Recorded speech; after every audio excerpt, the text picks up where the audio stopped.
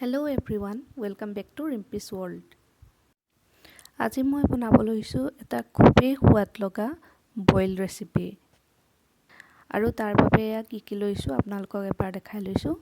ইয়াত মই লৈছো বন্ধাকবি আধা ফাল, হেয়া কুটি লৈছো আৰু লগতে লৈছো এটা পিয়াজ, জলকীয়া 4-5টা মান, এটা বিলাহী, এটা আলু আৰু লগতে লৈছো আদা নহৰুৰ পেষ্ট অলপ।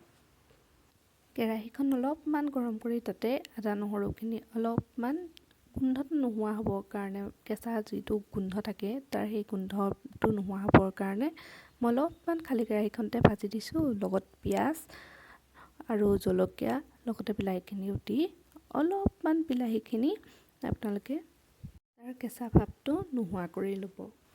বিলাহীৰ কেঁচা ভাৱটো নোহোৱা হোৱাৰ লগে লগে তাত আপোনালোকে বন্ধাকবিখিনি আৰু লগতে কাটি থোৱা আলুখিনিও দি দিব আৰু সোৱাদ মতে আপোনালোকে যিমানটো নিমখ খায় সিমান পৰিমাণে নিমখটো দি ল'ব।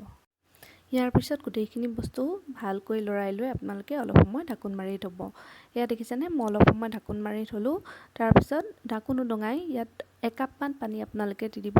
চাব যাতে মানে বস্তুখিনি ভালকৈ বইল হয় আৰু মাজে মাজে ঢাকোন উদঙাই আপোনালোকে অলপ লৰাই থাকিব। জুইৰ পৰা নমোৱাৰ আগতে আপোনালোকে অলপমান জালুকৰ গুড়ি আৰু পিয়াজৰ টুকুৰা অলপ ইয়াত দি দিব পাৰে।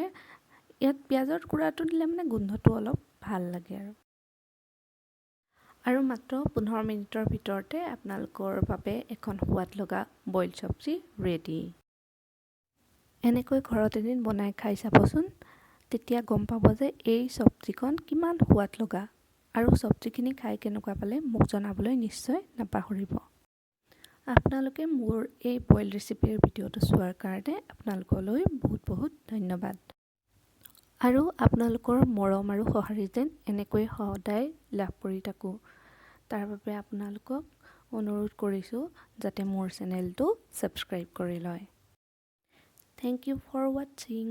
Bye bye.